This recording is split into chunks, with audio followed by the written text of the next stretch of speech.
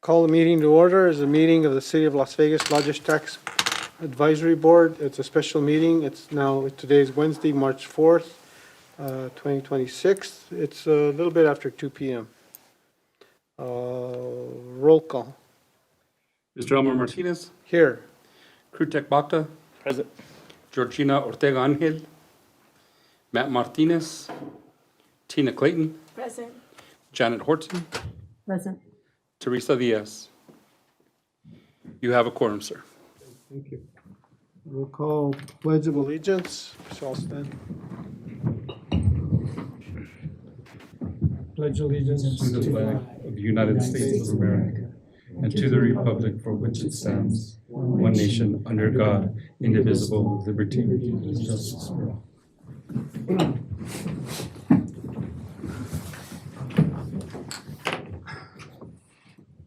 The next item is approval of minutes. Agenda's first, sir. Oh, agenda, I'm sorry.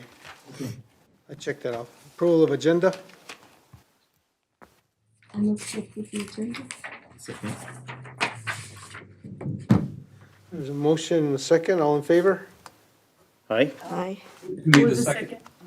Tina. Second was Krutek. Yes. There's the first and a second. Tina Clayton, Krutek Bakta. All in favor? Aye. Now we have approval of minutes for September 23rd and January 13th of 2026.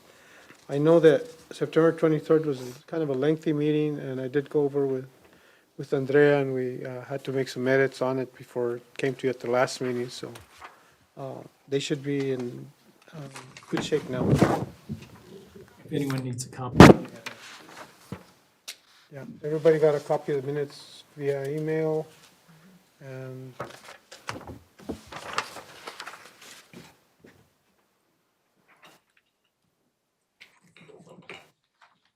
so we have two sets, September 23rd and January 13th.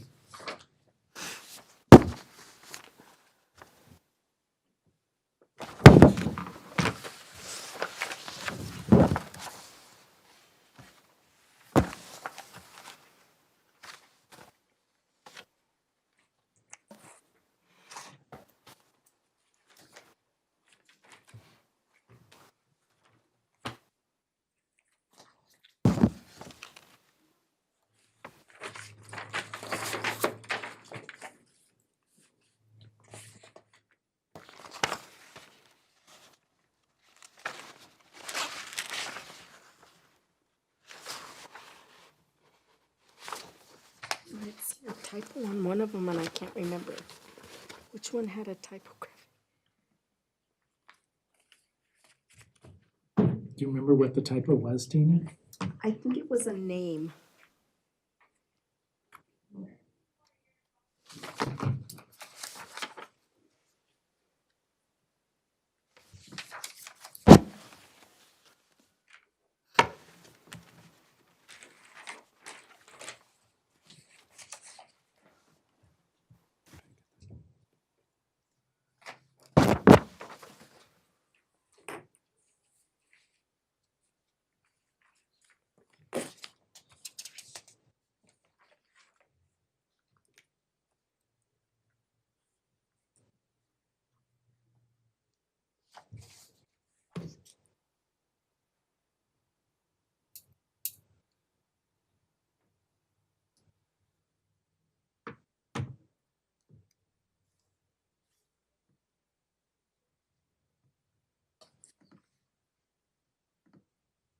It's your name. Was it? Oh my gosh. On the January 13th, third page under C, fourth line from the bottom. It says Tiny Clayton. My apologies. I didn't notice that one. I think Oh. it was somebody else's name. Well, there's one there. We'll find it. Yeah, I'll fix it. I'll fix it.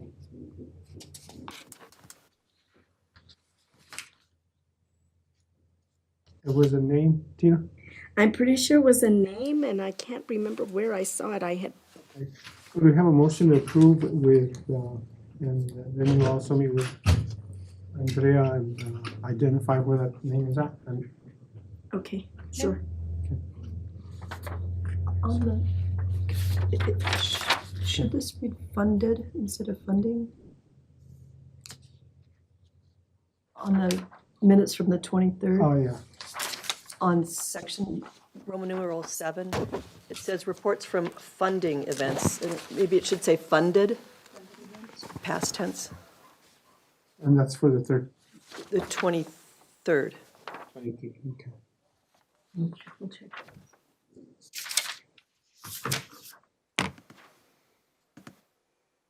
Okay.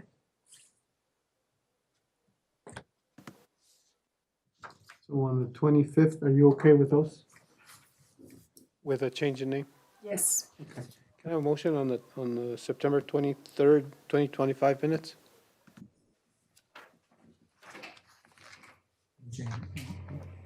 Motion to approve. Motion to approve the Okay. minutes Minutes. by Janet, second. I'll second. Second by Tina, and we know that it's gonna be in, With the we'll edit. search out that name. that was- I'll look for it. Okay. All in favor? Aye. All in favor? Aye. Aye. Opposed, same sign? Okay. Thank you.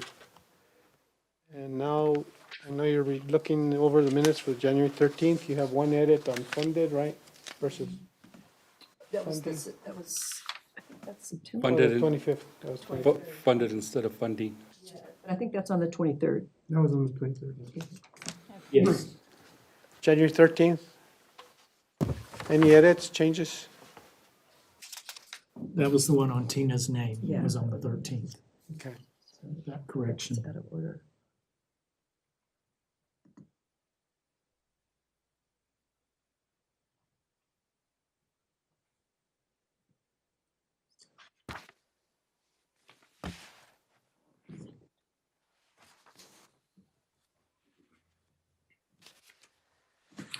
Okay, just wanted to make sure. So I'll motion to approve it.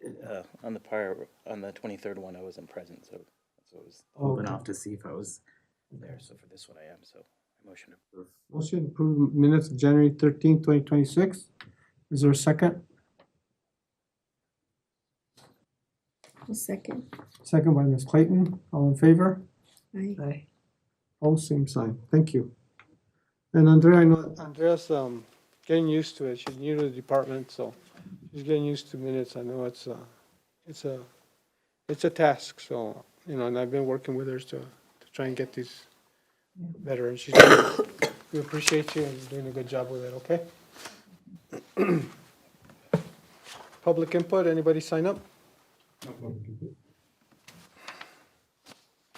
Do we have any reports from funded events? Yes, sir. Do we have a finance report? Ms. Madrid got called into a different meeting before here. That's from Mr. Marquez's also, so. If he shows up, we can get one later in the meeting, but as of right now, I do not have one for you. I understand, talking to some of the staff earlier this afternoon, one staff person mentioned that there had been some budget adjustment requests that had been approved. We did get, my understanding is it was approved. I don't have that in writing, but we did get an increase, so that, because remember, the last meeting, we only had We're about out of money. $10,000 left in the budget. So the budget was increased so that we could fund some of the applications that we have coming up that are still for this fiscal year. And all in all, we received 15 applications, Andrea, is that right? Yes. 15.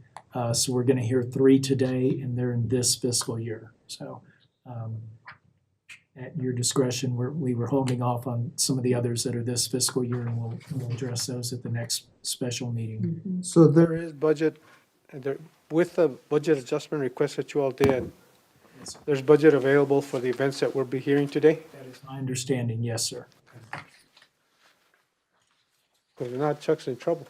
Yes, sir. You'll be twiddling your thumbs at the park without a band. For Fridays al fresco, okay. So we may get a report from the finance director. If he gets out of the other meeting and comes in here, yes, sir. You're probably starting next year's budget.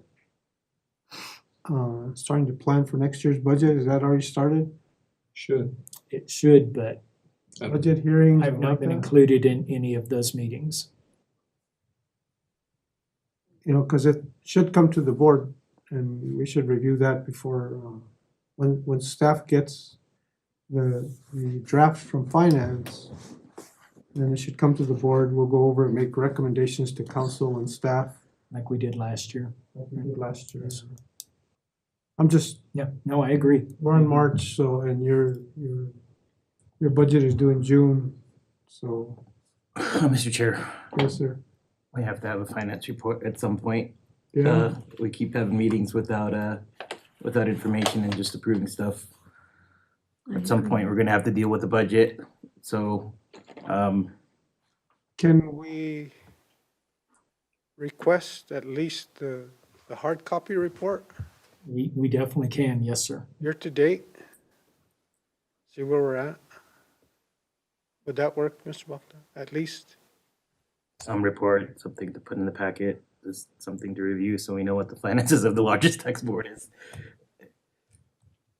Yeah, Sorry, the No, no, largest tax, you're absolutely right. right, how far are we on our, I think it's part of our duties, right, as board members? And they're included when I send you your calendar invites too, so.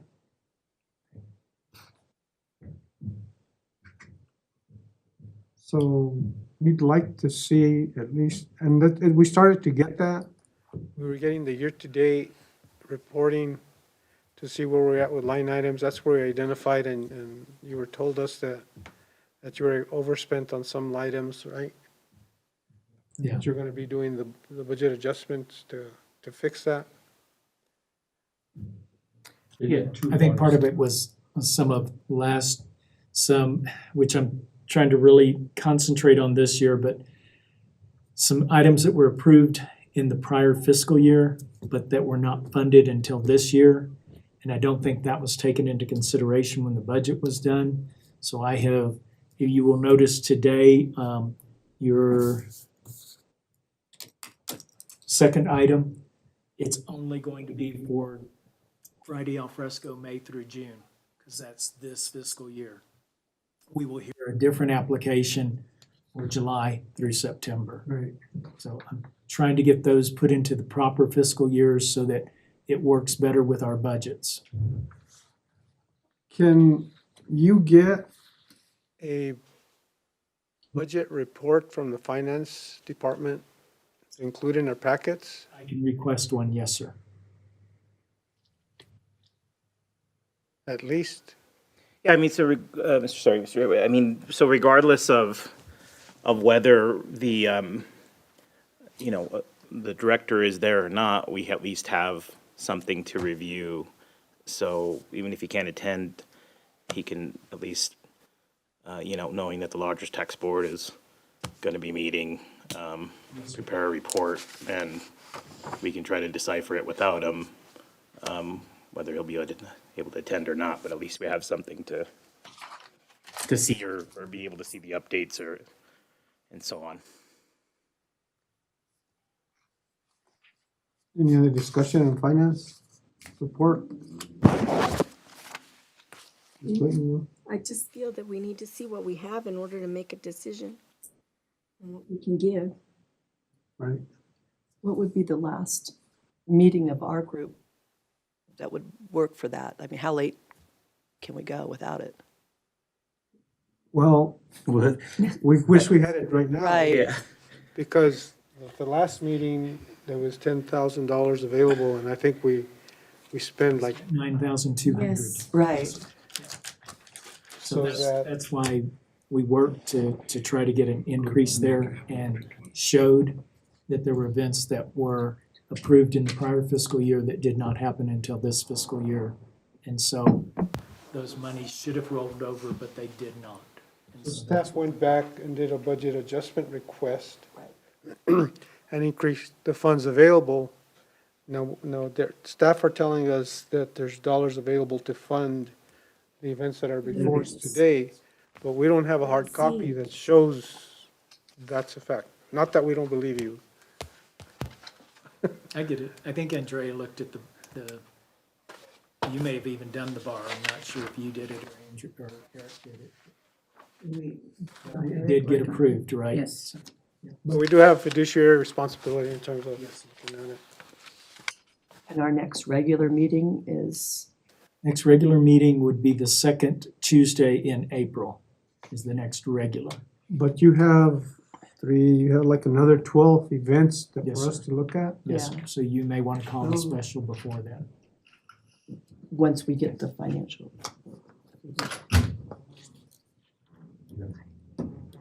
Mr. Marquez is here, the department director's here.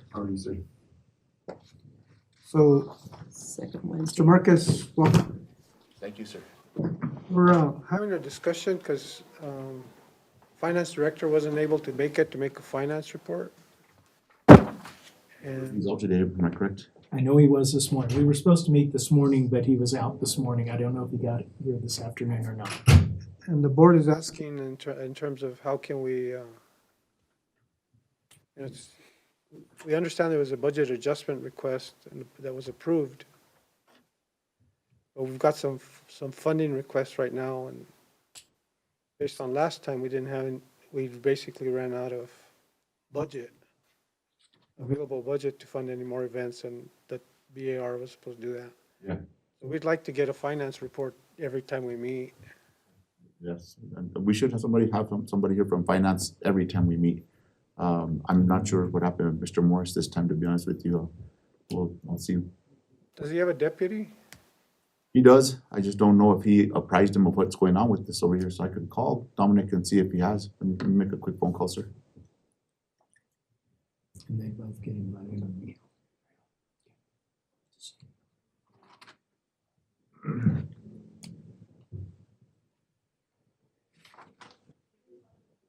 You want to table the finance report, come back to it, and start looking at least hear the presentations on the fundings?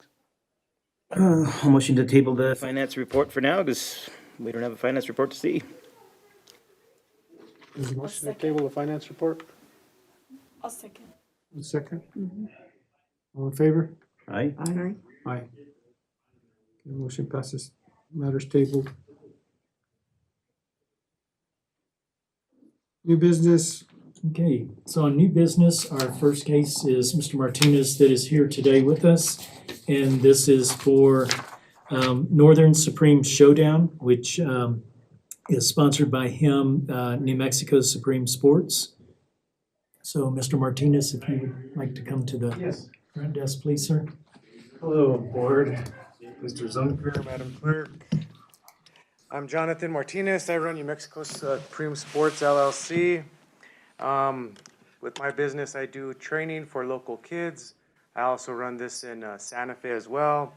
This tournament right now has it's between 60 and 65 teams. It's March 19th through the 22nd at the Las Vegas Rec Center. I'll also be utilizing West Las Vegas facilities, so I have the 3 gyms there. This event is also going to host a clinic for basketball referees. So I got into contact with Curtis Vigil, who is a Division I basketball referee. He'll be bringing Division I basketball referees into Las Vegas to run his clinic. I had a meeting Monday night with the Las Vegas Basketball Officials Association. They have a lot of interest in being here. Mr. Vigil is going to do this clinic for free because he is from this area and wants to give back to the community and wants to run this clinic for free.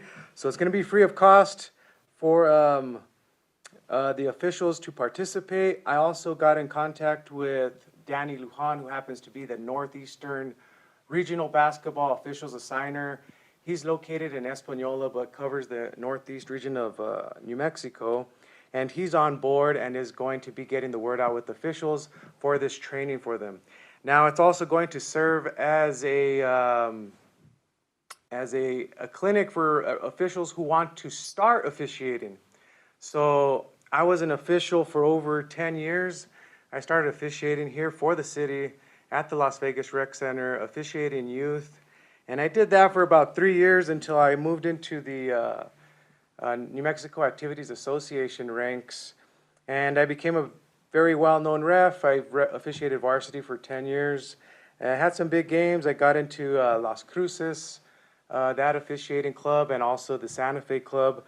And yeah, did that for a long time. And I know that the benefits for me at that time, I was a college student, really helped me because of the wages and, you know, the flexibility with being able to accept games. And so I think it's a great thing for also for our youth in the area to get that training.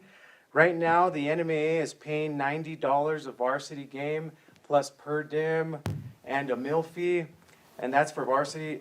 Middle school and JV games are $50 to $70 a game. So if you're covering 2 to 3 games a night, that's a pretty good check for a college student. And the NMA is actually also allowing 16-year-olds to start participating. So I know in Pecos right now, they have 2 officials who play basketball on the varsity team, and they also officiate middle school games on their spare time and get a little check for themselves.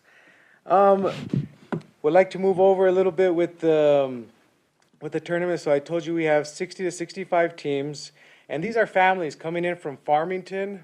I have a Farmington coach. He told me all of his team will likely be getting rooms at the Comfort Inn. I spoke to him last week.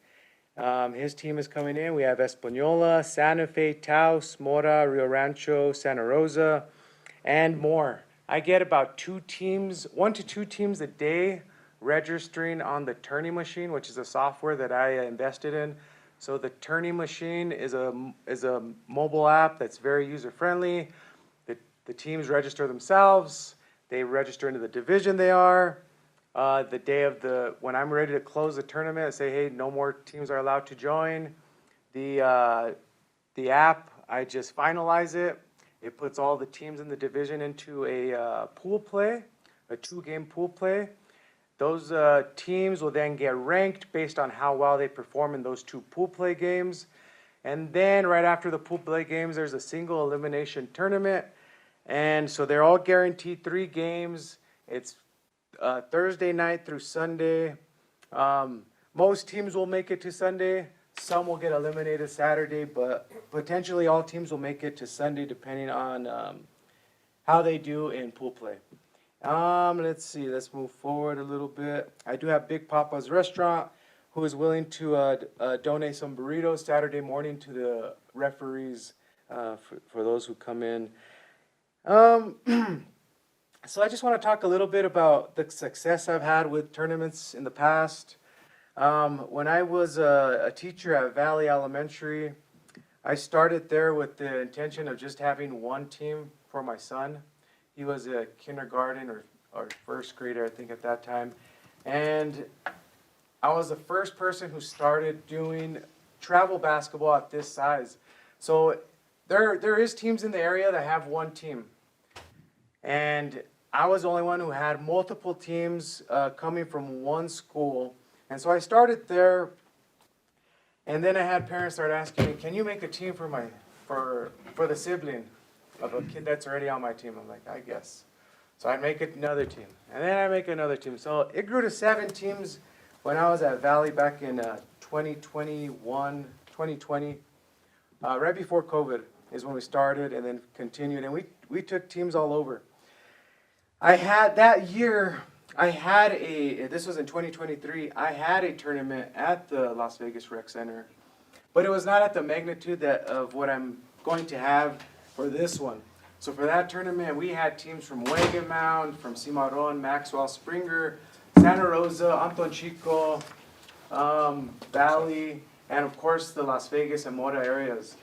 So at that time, we had a good turnout. It was a 2-day tournament, and it was ran pretty good. We had officials from the area. I also have had success with cornhole tournaments in Pecos and a mushball tournament here in Las Vegas. So with this basketball tournament, I have also partnered with Mora. They're called Mora Northern Elite. They're another basketball club in the area. They're not in the county or in the city. They're outside. But they do have a lot of kids who travel into the city often. And so they'll be joining me and bringing all of their club teams. And so there's another team that just started up. It's called New Mexico Cold Hearts. So once I started, it seems like a bunch of teams starting here in the area. We have New Mexico Cold Hearts, we have the Mambas, and a few others who will be participating in the tournament. Lastly, I would like to talk about what I would like the Lodgers Tax Board to help me with. T-shirts and rings. So I would like to get the referees T-shirts and an incentive for them to come back next year. I know that referees is the most difficult thing in basketball here in the North region, and why I think a lot of basketball tournaments would not have success without quality officials. I got a call yesterday from Espanola. The coach there told me the reason that they're coming is because of the referees. You know, a lot of times you go to tournaments in these rural areas, and the quality of officials is just not there. And I'm not sure what the reason is, because we do have officials in the area. We have the Las Vegas Basketball Officials Association, who I talked with on Monday. They're in. I'm not sure why, because we have officials from here who travel to Albuquerque. They travel to Santa Fe whenever there's AAU tournaments there. And I'm not sure if it was just the way tournaments had been run in the past, or in some of these other areas in the northeastern region. But this tournament is going to have Curtis Vigil and his Division I referees here for training, and that is going to be something that I want to continue year after year. So I want to get shirts for the referees for the clinic that he's having. I want to get T-shirts for the participants and championship T-shirts. And I would like to get that funded by you guys with the Lodgers Tax logo. And lastly is championship rings. So I already covered MVP rings on my own. I decided to order them after I submitted the application. So I got some MVP rings. It wasn't very many. But I would like to get championship rings. So this would cover approximately 10 divisions. So depending on the roster sizes of each team, you know, about 10 rings per team. That would be about 200 rings. For two divisions, sorry. So 20 teams would be covered for boys and girls. So 10 divisions on the boys' side, 10 divisions on the girls' side. So 10 per team, that would be 20, which would equal 200 rings. And so I would like the Lodgers board to approve $7,000 for T-shirts and championship rings. And that is my proposal to you guys. Okay. You brought us the finance report? Back to the finance reports, there also, the resolution, where the council accepted the bar in the amount of $454,000. Okay, so why don't we table this? Mr. Martinez, we're gonna table your request while we take care of the finance matter, okay? Can I have a motion to table? Motion to table The Northern Supreme Showdown? Is there a second? the Motion, a second to table that? And then can I have a motion to put the finance report back on the table? motion to put the finance back on the table. A second. There's a motion, a second to put finance report, all in favor? Aye. Thank you. All right, Mr. Marcus or somebody. Sure. Thank you for getting it for us, by the way. Scott, where's the resolution? I'll give it to Elmer. You have the resolutions, I'm sorry. Yeah. You need it? Oh, I didn't know who it went to, I'm sorry. As long as Elmer has it. Thank you, sir.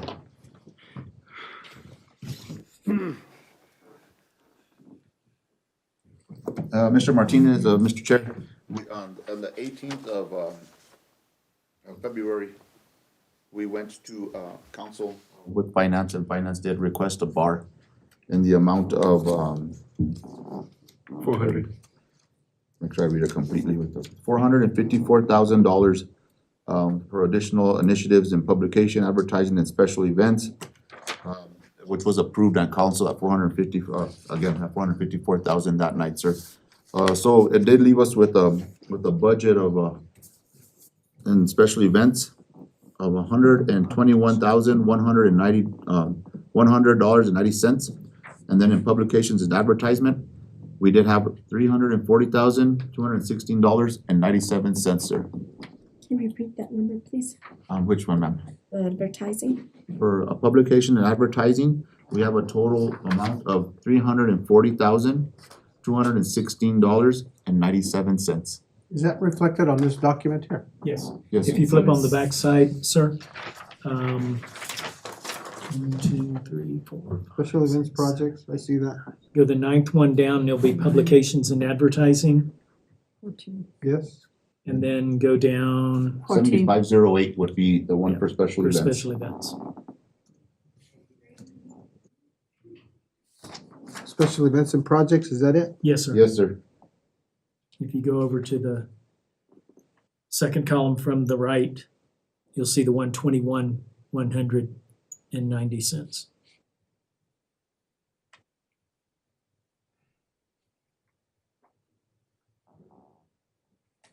Okay, so there's in publications, there's an increase of 340,216. That was increased by that much? I don't think it was quite increased by that much, sir, but it was increased. I don't have the, Okay, what's left? Okay.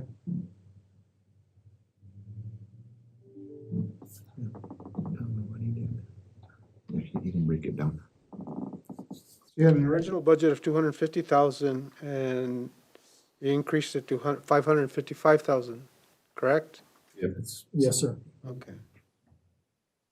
So for what I'm reading here, sir, off of the resolution for publications, there was $334,000. And for events, there was $120,000. Okay. Which brought it out to the total of 454.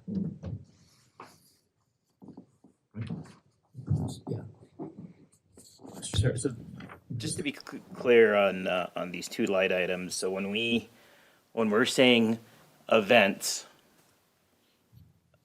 those line items, if we're, let's say, awarding right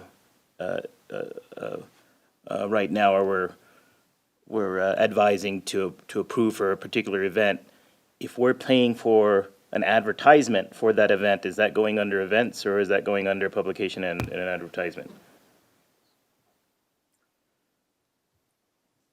It probably should be split, Mr. Krutek, Mr. Vodka. I would have to check with Eric or with Andrea and see how it gets split out. Should be under events. I'm sorry, It sir. should be under events.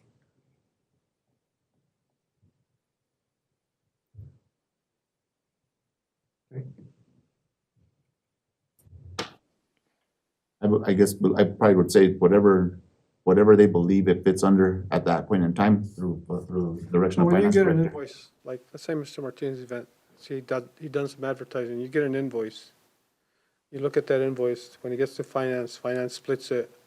You know, this one went into radio advertising, this one into advertising, then this one went to promotions. Through the direction of, Kind of like, or Yeah. let's say a band, or, yeah, through the directions of the finance director, that is the way it'll be split up. that's why it's split up. Does that answer your question, Mr. Bhakta? Yes, I mean, it'd be interesting to know, just so we can, Because because the big portion of the large taxes we're trying to making sure that the correct amount of the budget is actually spent towards, and they're so similar in yeah, what you're looking at, you know what I mean? Because it's an event, it's public, it's being published, or, you know, it's being advertised. So yeah, they're similar. But again, the finance director gives us a lot of direction in that sense. Right. But we could try to get an answer. I would think that an ad spend is an ad spend. I mean, you could put it underneath and say, hey, it belonged to this event. But if we bury them in the events, we might not see the number that we're actually putting out, and that's better for us, so we can report to the state or whoever that, look, we spent this much in actual advertisements as part of their budget's clearly above, you know, within the formula, things like that. But if they get it put into these events, they get lumped into other things like trophies and so on, that we're getting into gray areas of what lodgers tax monies are used for. No. Understood, sir. To be clear. The other two that we're talking about. So it looks like with the changes in events only, we're saying we've got 121, Yes, sir. right? So we can work with that for the rest of this meeting, knowing that we've got 121 to clearly spend without too many things encumbered, right? Do you know how many more events are, this is for this fiscal year, right? Yes. And do you know how many more events are asking to be funded through this fiscal year? There's 5 more. 5 more? I'm thinking, yes, In addition to the 3 that we have today? yes, for this fiscal year, Okay. correct. I believe that's, I'd have to go back and look, but I believe that's correct. And are any allowed to come, are any new requests allowed to come at any time? Not until August, middle of August. Our next Okay. round will be August. So then we know that there's just those 5. Yes. Okay. And then come the fiscal year, we can go ahead and add more funds in there to get ready for the next round. Okay. When we start preparing for the next budget year, we'll take that into account. I'm just interested because 121 can go fast. Easy. You're right, ma'am. And I am going off memory. It could be 6, it could be 4, but Okay. I'm thinking it's 5, because I think originally I had 8 on the agenda and you told me to bring it back down to 3. And Yes, so I think I was trying to get everything for this fiscal year done first. Right. We had a lot of items for this meeting, but I didn't want Yeah, I know. to, and I knew that all the members weren't going to be here because we had some people who weren't going to be. So that gives them the opportunity to participate also. So, Well, I mean, Mr. Chair, just that's why it's important for us to figure out, because we've got 121 for events, but then we've got money out of publication and advertising as well. right, So and they that's can, why the sit- breakdown helps, because then it helps us to what we need to approve on. If the advertising, if any of the groups actually advertise, and we were able to put that under publications instead, then we have more room in one end. But Right. the troubling thing that I'm seeing from all of our applications is I don't see any advertising. So, but we'll get to that. yeah, I think we'll see it in the next round of applications. One other thing is, to remember that the staff have the opportunity to go back and do a bar. Let's say more is spent on special events and less in advertising, they can move the money back and forth with a recommendation of the board. So we can go back to that. Is that a pretty simple thing to do? Yeah, that's not very difficult. A bar isn't very, because you're not increasing budget, you're just just moving moving it. within budget, So line item transfer. right? Okay. With that, are we satisfied with what we have as a budget report? With the exception of not having a finance person here to. Yeah. The staff think did it's- the, I'm not a finance director, but that's at least the numbers are there. And I wish we could go ahead and give you a lot more information. We'll try to make sure that finance is here constantly for all these meetings with lodgers tax. That's something that we've always wanted. I mean, we had a unforeseen call in today and this is. at the very minimum, Mr. Marquez, at least to get us the budget report for the month, year to date, Of course. so that we'll see where things are at the very least. That's what I would like to see. We'll make sure. Budget report. Yes. Get over to Scott and he'll get him in the We packet. don't need a motion, we just needed to Direction of staff. say that we did receive some information in finance. Thank you, staff, for getting it to us.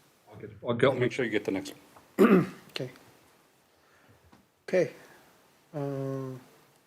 So that's taken care of. We don't need a motion for it, do we? No, it's just direction to staff. That's more of a report, so. It's a report. Okay, thank you. So then let's put Northern Supreme Showdown back on the table. Have a motion? So motioned. So motion to put Northern Supreme Showdown back on the table. A second? Second. All in favor? Aye. Okay.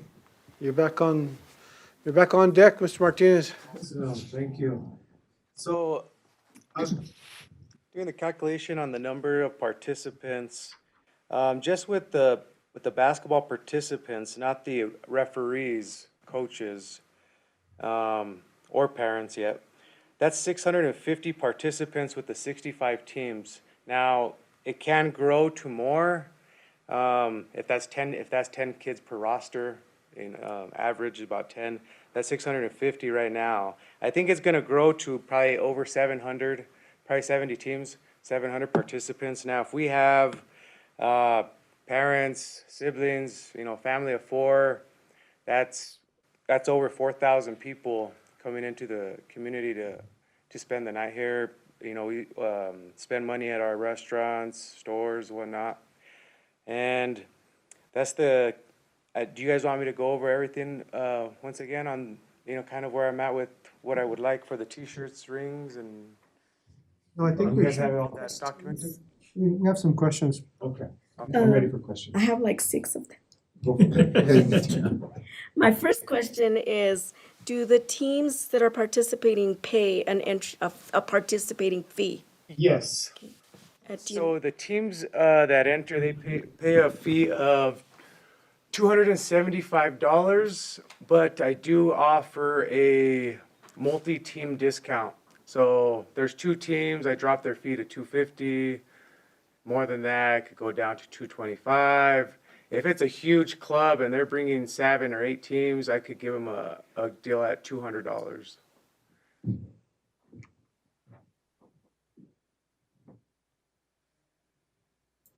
Per team? Per team, yeah.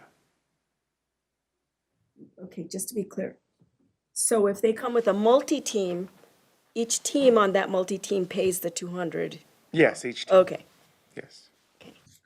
And you said about how many teams? Right now, we're about 65 teams. Okay.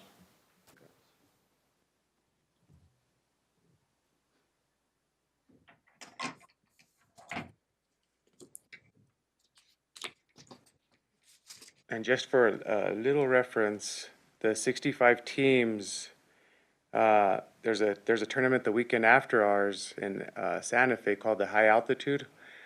They're currently sitting at about 35 teams, and that tournament's usually pretty big, so I think we're doing pretty well with the teams.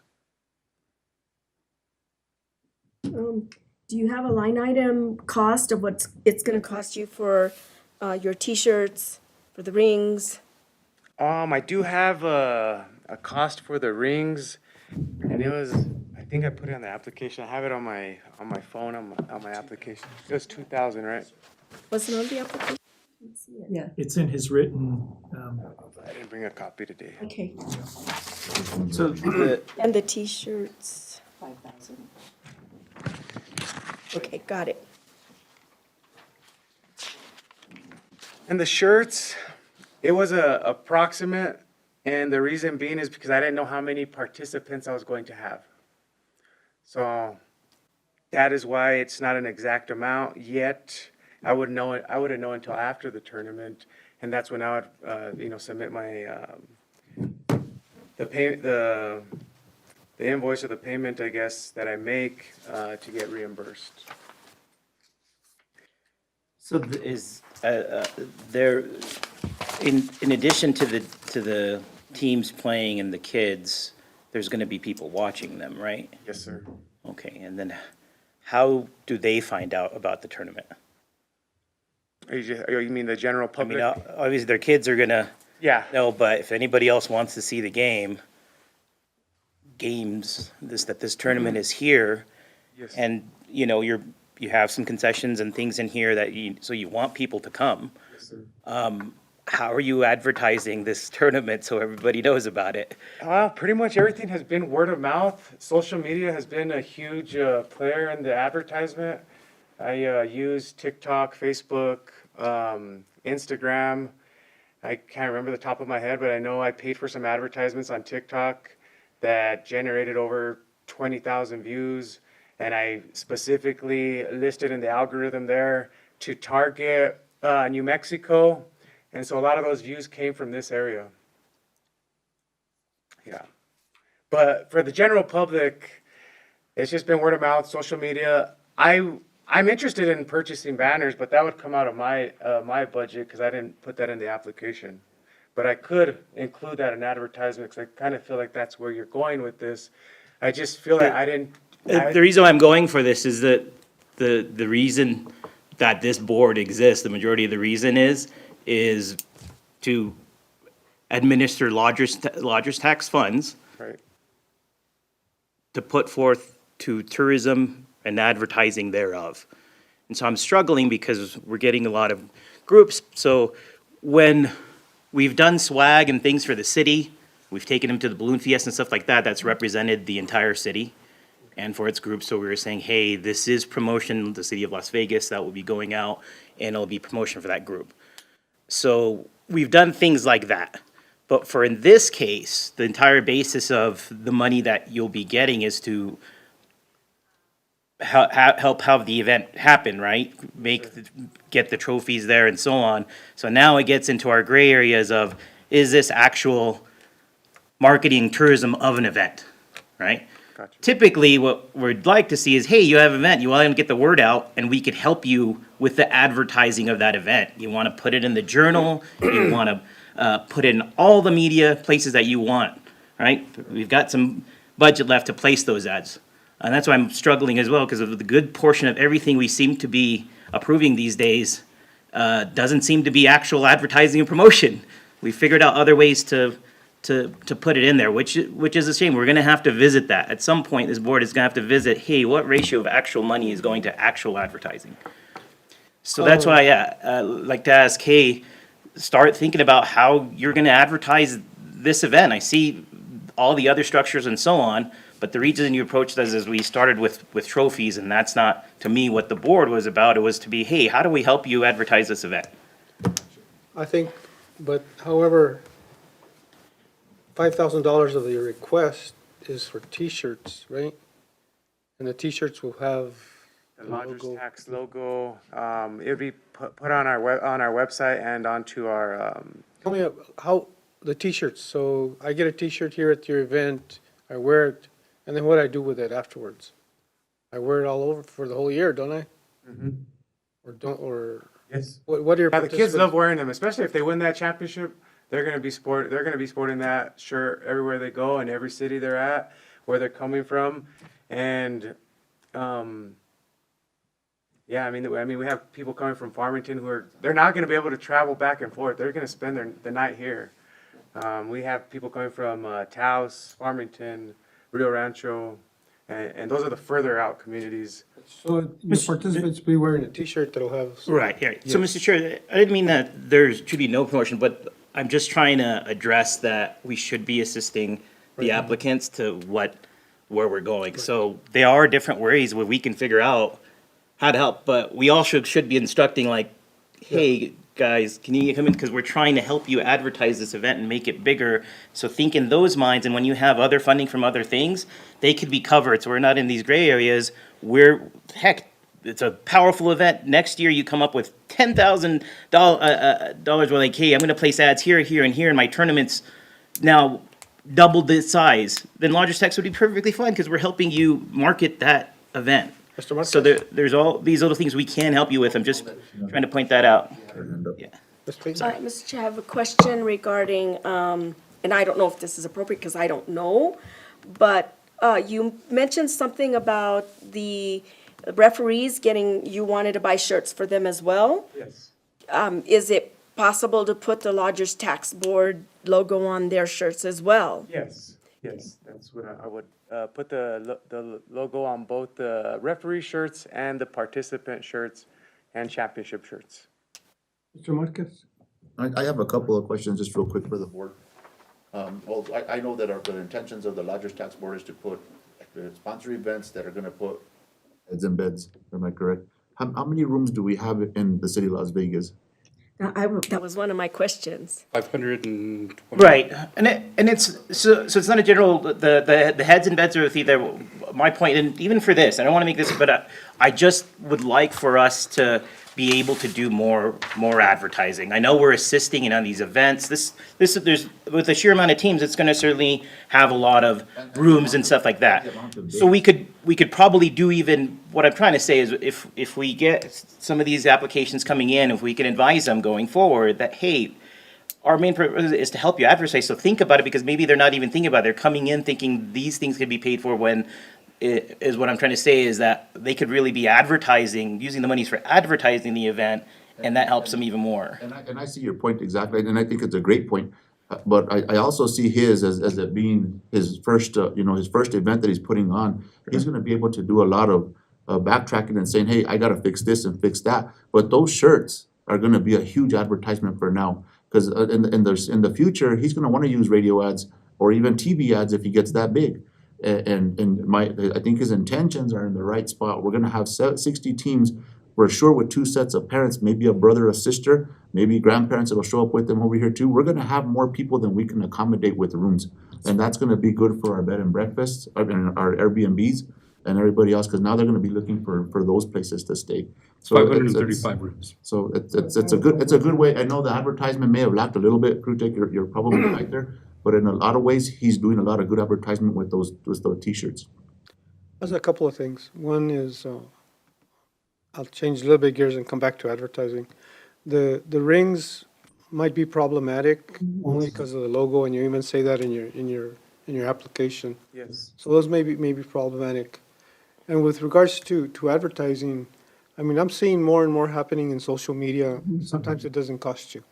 Sometimes, that share button in any of the medias actually gets out there and it didn't cost you much, or you're using like TikTok and you're buying some stuff there. And that's kind of what I think what Sir Bhakta's getting to, is how do we start to identify that and how to start putting it in the application. Whether it's free or not, and I didn't want to get too far tracked in, and even as far as, but it's just, it's part of I'm sorry, I put it in for this event, but it's a part of a broader conversation of the push for them to at least think about advertising. Yeah. So what we're seeing in these senses, even with the process, they're trying to deal with another problem. And I'm just saying, hey, please, this tournament's not going anywhere, right? It's coming back next year. Should, yeah. Right, Should be back so every year, and the- in those modes, right, is that what we truly would like to do, we could keep helping with shirts and so on, but we can also help on the advertising side, whether it's free or not, or when you come to present, you could have that on the forefront, that, hey, this is how I'm advertising this event. Right, and I think we do that in the application, excuse me, just 1 minute. And we do that in the application process, when we have that pre-application workshop. And I think 2 things, I think we need to start to get that out there, to say, break down your application, because we went who, where, what, when, and why. And we need to include the advertising. The other thing I'd like to see is a more detailed budget that shows us what are you asking, what are you matching, and what is your in-kind. And I think we can try and get that in our application. We'll do a pre-application workshop. I don't know if you were at it. Yes, he was. Yeah. So we'd like to see more breakdown, and I think we, the city, should provide an example of what we'd like to see, both in the budget and also in advertising, different forums, and how do you present it. For me, when you said that you went to social media and you did this and that, I basically hit that. It checked that box for advertising, in my opinion, anyway. May I respond? I want to respond to you, sir. On the advertisement, I did see kind of where you're going with that, is that you have a big budget for advertisement, yet a majority of the budget is going towards events and not necessarily advertisement. And my thought process here, coming in here today, was for the heads and, to promote more people lodging in Las Vegas. And now I'm kind of seeing the bigger picture that, you also want the advertisement to reflect that, hey, we helped that event have success, and we want that word to get out. And so that's what I see. And so with banners or newspapers, radio, whatever those ads, even television, I guess, would be a bigger ad. I just didn't see that prior to coming into this meeting, because the most I've spent on advertisements is probably $200, and that was last year for a couple of banners and for a different thing that I was doing. But I didn't see the cost as being that big for advertisement for me. But I see how it can be more if I go to radio, television, newspaper, and how I could get your support for future events. If there's no way for me to alter this application right now, I mean, I wouldn't mind doing it right now, but I think you're talking about Just even, future. yeah, just even thinking about it, and so for the t-shirts, for the t-shirts, so if we start thinking about where the reach of the t-shirts are, so that reach, what are the towns for the teams that are coming in, which towns are they coming in from? They're coming in from Farmington, Espanola, Santa Fe, Taos, Mora, Rio Rancho, Santa Rosa, Los Alamos, all the little communities from around Las Vegas. So you've got that reach, those t-shirts will be up and around that range and then wherever they travel. So we've made that connection, but hey, if say you wanna, reach people in southern New Mexico or any in the outreach, they hear about it, like, hey, we heard about this and so on, it's just making your event that much more, visible. And so, to me, for as long as I've been on this board, that's what we've been assisting in, is assisting these events to get the word out to advertising for them, right? I know we're figuring out different ways, this t-shirt could be one thing, but I want these groups to start coming in saying, hey, we're doing this, but we also need help getting the word out, what can we do? And whether it's free and we did all these things, you have a grand plan for it and you don't need that much money for it, okay, tell us that in the presentation, that we have this kind of reach. The TV's not gonna help me, or these are things that are not gonna help me, but it's still part of the mode of, that you should be in when you bring in your, application. I just think that should be the process of, this is who we are, how can we help in that direction? If we can't help in that direction, then okay, then we start carving out different ways to get in the area. Yes, we can help with t-shirts and stuff. I just think it's upside down right now. We're funding all the gray area, and the sheer meat of marketing is getting, kind of put to the side. I appreciate all that feedback, sir. Did you have something? No, I was going to bring up the workshop, the lodger's application workshop that you attended, which I thought was kind of helpful, covering all this stuff. But it was We'll helpful for continue me. to do those, and we'll make them better the next time and have more detail for the future, so that you can get, kind of drill down into in terms of what the board's looking for. Ms. Clayton? Regarding the t-shirts, how many are you going to be giving out, and who's going to be getting those t-shirts? So the 65 teams have a different amount of participants per team. They'll all be getting a t-shirt. So every participant will get a t-shirt. Every referee who comes in and officiates a basketball game and participates in the officials clinic will get a t-shirt. The clinicians will get a t-shirt. Coaches will also get a t-shirt. Yeah, I think that's it. Thank you. Any other questions? What's, we have one more, you had six. I have one more question. How are you advertising where people can stay when they come here? That's one of my questions. Because I heard you mention that the majority will be staying at the Comfort Inn. Well, we have many other places in town for people to stay. That's what I do is when they contact me, when they register their teams, they ask me for a list of locations, and I just put out the list of hotels in the area. I let them know that there's some Airbnbs, but they'd have to go and look at those themselves. And you could always recommend them to us. And also to the Las Vegas Chamber of Commerce, I think they have don't they have a? We do, but we wanna make sure that they're reflecting the ones that are actually permitted. Licensed. We wanna make sure that they're the. So if you send them to the visitlasvegasnm.com, they can click on where to stay, and we'll have a list of hotels, Yeah. motels, and Airbnbs, or VRBOs, or whatever, short-term rentals. Yeah, Whatever. I'll- there we go. Airbnb, all the business. Yeah, Mr. Chair, I'll have to step out real quick. I think thank you. that's all my questions. That's all six of them? Yeah, that's all Okay. of them.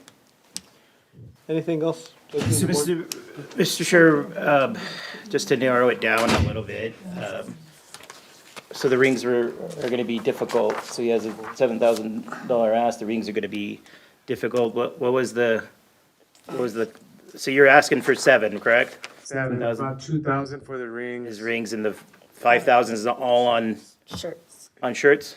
Yeah, yes, up to 5,000. Yeah, so that would be. What are the costs do you have? What's that? What are the costs do you have? I have revenue sharing. I did not include my cost with the West Las Vegas facilities because I was not going to utilize those facilities. I was only going to use the Las Vegas Rec Center, but when the participant number jumped to 65 teams, I decided to contact West Las Vegas and do a facility request for those facilities in the event that I need more courts to process the games. And so my cost there is $150 per location. Are you printing any, what are they called, like schedules, things like that? Everything is on the software, on the app. So we've been participating in tournaments in Albuquerque and Santa Fe for the past, I don't know, 3 or 4 years, doing 2 to 3 tournaments a month. And they all use the Sports Engine Tourney app. And on the Sports Tourney Engine app, you get an immediate update. What time, what location you're going to be playing at. If there's a cancellation, if there's a schedule change, you get notified. So all the teams who register on the Sports Engine app online, they get that notification. Does it require you to pay a fee for that? It requires, I pay the fee for it, not the teams or not the, I do, but I pay it more yearly if I'm going to use it for other events. So I don't have an actual breakdown of what it would cost for this event. And I utilize Sports Engine for my club teams as well for scheduled practices. And so I think the question is kind of going towards how what else I'm spending. And so the Sports Tourney app will charge me after the tournament. So I don't have an exact amount of how much they're going to charge me because they don't know the amount of teams I'm going to have for the event, if that makes sense. I guess for next year, you can kind of, Get an estimate on, yes. This is my first time using it for a tournament. So the event is On the 19th again? Is that what I'm? I secured facilities for the 19th. The reason being, through the 22nd. The reason being is to accommodate schedule requests. I know we already have a schedule request for one team. We have a couple of kids who are multi-sport athletes. And so they're 8th grade freshmen. They participate in high school track. They have a track meet Saturday morning. So they requested to have a game on Thursday night. So don't schedule Saturday morning. Wait till Saturday evening. So I'm trying to work out requests, and that's just why I got the extra day. So you would say that a good lot of them have not booked rooms yet? Or you think they've already started booking? They've already started booking. I know for sure the Farmington teams have already started booking. And so if that's 10 players, that's 10 kids, that's 10 parents. That's 10, you know what I mean? So when I say that 650 participants, that's 650 sets of parents and siblings. So how many T-shirts? It's just for the participants, right? Or Right now, I'm looking at ordering 650 for participants and approximately 150 for officials and clinicians. So, members of the board, what if I don't think that we can put the logo on the rings. What if you made the approval for the request for T-shirts at Well- 7,000? What was the Sure, I have what was the total on the T-shirts? 5,000. 5,000. No, I know, but how many T-shirts are you planning to? Right now, 650, but that number can increase because we're 2 weeks away, and 150 for the officials. We're 2 weeks away. As you get closer to the deadline, the teams are just barely having their spring tryouts, so some of them don't have their teams ready yet. by next week, I'm gonna have teams entering, calling. It's gonna be the busiest week for registration. And Approximately how many, I forgot what my question was. Approximately how much is each T-shirt to get it printed? I had a cost, it's approximately about $15 a t-shirt, depending on which company I go with. I usually go with Epic Sports. But their bulk pricing has not been that great, so I'm looking at some other companies who have like minimum requirements of a certain amount of shirts who have better pricing. So that's about how much it comes out. If he, Yeah, he doesn't have enough, $20. he doesn't have enough with the, Yeah, for the about shirts, but, 20. okay, so, the rigs are definitely out, I mean, you know, as far as the board goes, but the 5 for the shirts, Right, we could get, But the give it request going, was for right? 7. Yeah, could We we- probably But may we have can, more. we can have a motion to approve the 5 for the shirts, because, Well, or- You're gonna have a motion to approve the 7 for shirts, for up to 7, because he's telling us that cost may go up, right? It could, yes. so does your request 7 for the shirts now? No, We can amend his it, request but- was 5, but So I'm we just, can- I'm just asking if we're amending it for him, is by, Yes. yeah, we've made amendments before to it. It's- yeah. We're not increasing the total request. We're saying something doesn't qualify, can you increase that? And I think he satisfied some of the things in advertising for us. I mean, I could probably try and find a cheaper route, but I mean, I see what you're saying. With the rings, I know you guys don't want to approve them because of the logo part, but what if I advertised that portion out of my budget, not requesting advertisement out of yours, but what if I advertised those rings that you guys would fund for me or reimburse? If I advertise that the rings for this tournament have been assisted or sponsored, funded by the City of Las Vegas Lodgers Tax Board, I put this on all of my social media sites, my website, that would, It defeats the idea, the shirts was the idea, right? It's gonna, the kids are gonna continue to wear it, it's gonna Yeah. go out and advertise, on it. And then for this one, again, might be better for just advertising I see what it is, but again, the problem of buying rings, this is not to me, it's not the venue. Lodgers Tax is not the venue to solve that. You have fundraisers, you get it from your other reports. Lodgers Tax is here to advertise, guys. We're here to advertise. So the shirts, yes, we figured out a way. I think if that's where the board wants to go, you've got some money for shirts. With the 7, you can buy 466 shirts at $15.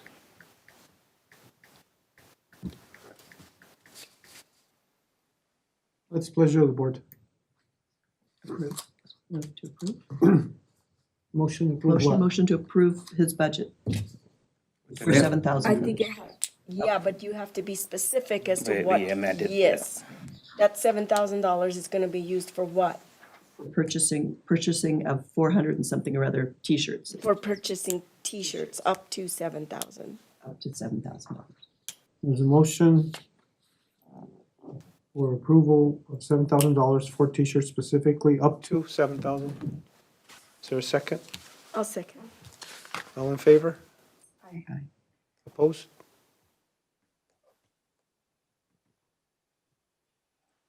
You in favor? In favor. Voice vote, voice call, voice vote. Mr. Omar Martinez, Yes. Kutek Bakta, Tina Clayton, Janet Horton. We have a motion by, Motion passes. So, Mr. Martinez, just remember that in your invoices, it cannot be more than 700 what you turn in, or 7,000. If it's 7,005 for that one invoice, finance will kick it back. They can only have invoices, they cannot go over the approved amount. So if you have to break it into 2 invoices or something, just please consider that, okay? yes, sir, and just to verify, the amendment for 7,000 in shirts on the budget is approved, correct? Yes, sir. And I will get Thomas to send him the logo? Yes. Okay. And that's a recommendation, it's going to city council, correct? I'm sorry. It's going to city council? It has to still go to city council. That's right. It does have to be approved by city council. When is the next city council meeting? The next one is the 11th, but I won't be able to get it on that agenda, so it's going to be the 18th, the Wednesday before your tournament starts. I thought we were gonna, well, But sir, go ahead, say. you know, I had heard that after our last meeting, that we're gonna have a special. Was this a matter that we wanted to take care of, or? Yes, sir. You know, so I'm available for specials whenever you need them, so.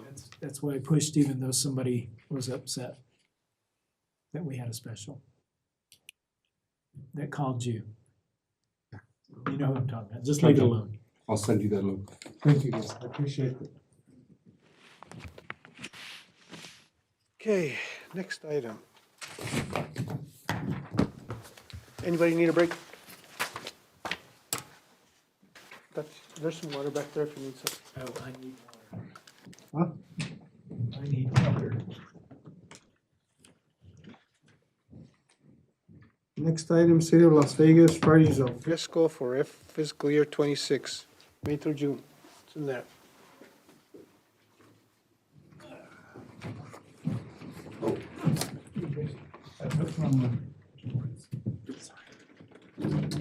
Thank you. I don't want to start coughing more. Mr. Grego, you are up. Thank you, John. So, Mr. Chairman, members of the board, we have a request for $10,350. However, there have been some changes. The traditional amount was $550 for a band for 3 hours to include sound.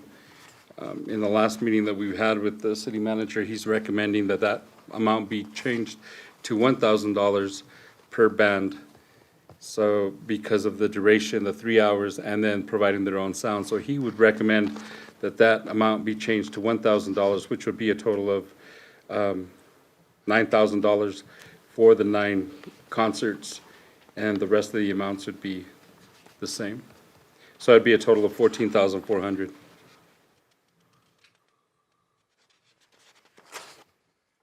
And that would be for both fiscal years. Well, this one's for this fiscal year, and it would be the same amount for the following fiscal year. Request for this fiscal year, you're changing that to 14.4. 14? 14.4. When did that come up? Last week, we met with the city manager, and his recommendation, he felt the 550 wasn't suffice because the bands play for 3 hours and they provide their own sound. They provide their own sound, Yes, ma'am. speakers and all? Yes, ma'am. So he thinks with the setup, the breakdown, and the 3 hours that they're playing, the 550 was just not enough. Generally, how many members per band? Do you know? That varies. There's total of 21 concerts. There's a total of 9 concerts. For this fiscal year, 9, yes. Right. I'm telling you the total for And both. I apologize. I'm the one who asked him to break it down because of the budgets. No apology, I'm glad we're doing it this way. I gotta ask, you know what's coming, Chuck. For these, for the Friday al frescoes, how are we advertising this event? I see K-Fun and Canamex. So it'd be KFUN, it'd be KNMX. Of course, we have, KRQ is gonna be doing our broadcasting this year. We'll be putting plus we'll be doing it on the internet, of course, we'll be putting our schedules on the internet. And, I think that's it. The Optic, of course, we'll be doing our schedules on the Optic as well. But those come out, the Optic comes out through a different line item, so. So the ABQ stuff is for the, coming out of the New Mexico True stuff already approved, or, We're working on the New Mexico True right now. okay?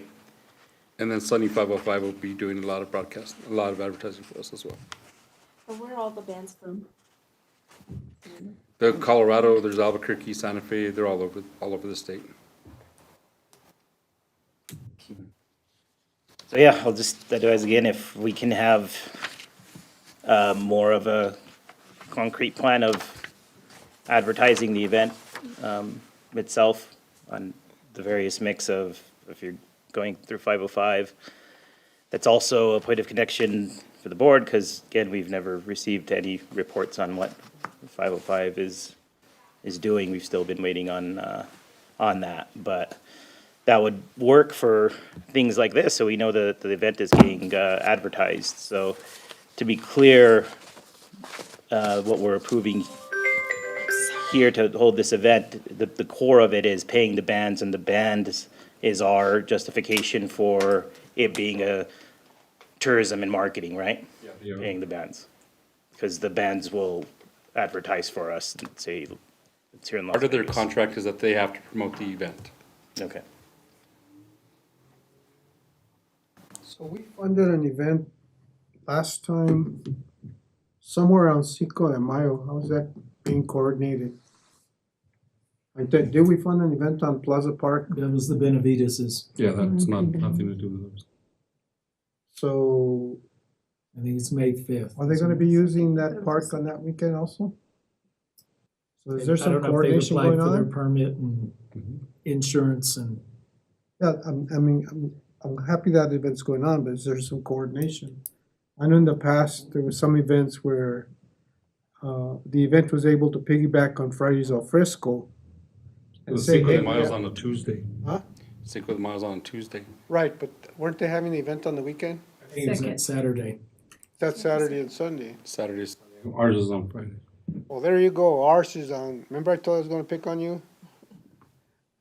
Ours is on Friday, and I'm saying there should be some coordination so that you can start selling a package deal and say, hey, we have Fridays al Fresco on Friday, and then we have this whole event that's gonna be going on the whole weekend.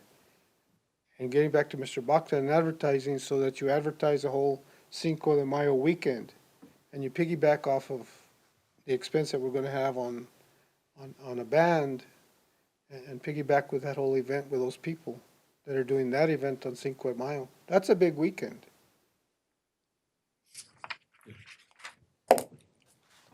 Which gets me to my other issue. Chamber of Commerce, where are they at? Do we have a Chamber of Commerce? We have a Chamber of Commerce. They have a new chairperson, Michael Martinez. He owns the Trujillo Insurance Agency on Grand. We have worked to help Michael get established. He's doing that. I've got him in touch with Bridget, that's head of the Santa Fe Chamber. She is going to mentor him on some parts of Chamber.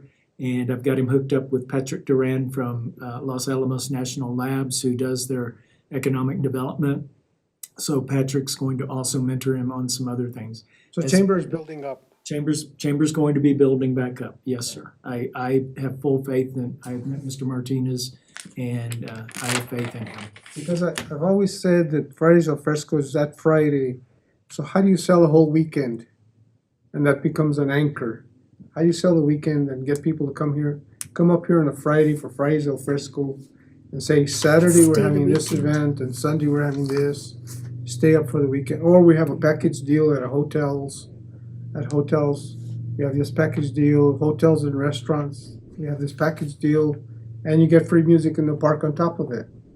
You know, that's where it gets out of the me to the we. In terms of how, you know, and is it the chamber that can coordinate that, or is it the city that coordinates that, or what? But we fund this event, and it's just Friday night. We're saying that people are coming up for that, but what are we enticing them to really come up and stay here for? I mean, that's kind of what I'd like to see with Fridays al Fresco. We need to shift gears on it and take it to the next level. Yeah, I mean, it's not year one anymore, where years down the road, we should be looking at ways of now capitalizing on an event we've grown. Right. It's an established event. Now how do we build on it? Right, so if we establish a weekend, people know about it, and by this point, people may see the advertisement, and you've got people coming from larger stretches, further away, southern New Mexico, northern Colorado, trying to grab more and more people. That was the idea and the intent behind And there's- advertising.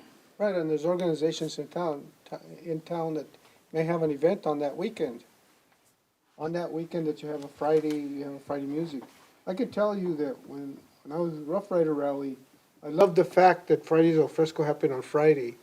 Cause then we could start to market, hey, we got music on Friday night, and then the rally Saturday, Sunday. You know, we got some stuff happening Friday, so we expanded our Friday expanded the rally into Friday, Saturday, Sunday. And we were able to use Fridays al Fresco to help us with it. Cause now we didn't have the expense of the band, but we were able to capitalize on it. So, you know, there's organizations in town, they're starting to come out on these applications. So how do you coordinate with them? And I know the Chamber of Commerce is one of the tools, but in the meantime, how do we do it? How do we get there? Fridays al Fresco is going how many years now? I came back in 2018 is when we took it over. This We didn't take it over till is going back to the early 2000s. I wasn't here, sir. Yeah, when Yvette and Mr. Ledger. Mr. Ledger were running this. Mother's Day is on which day this year? May 10th. That's on a Sunday, right? Yes. So the Friday al fresco are you having something on May 8th? Just the Friday first. Just the Friday al fresco. There you go again. Here's a 3-day. You can make it a 3-day package. Anything Friday- going on Saturday? There should be some kind of a fair or something. Antiques.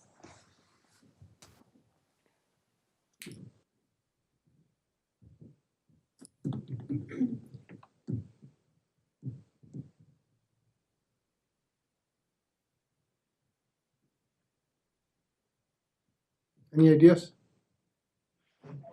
We could plan something. If you give me the money, I'll plan it. You have the money. Okay. It's been going on for years. Okay? Plant sale. Flower sale, something.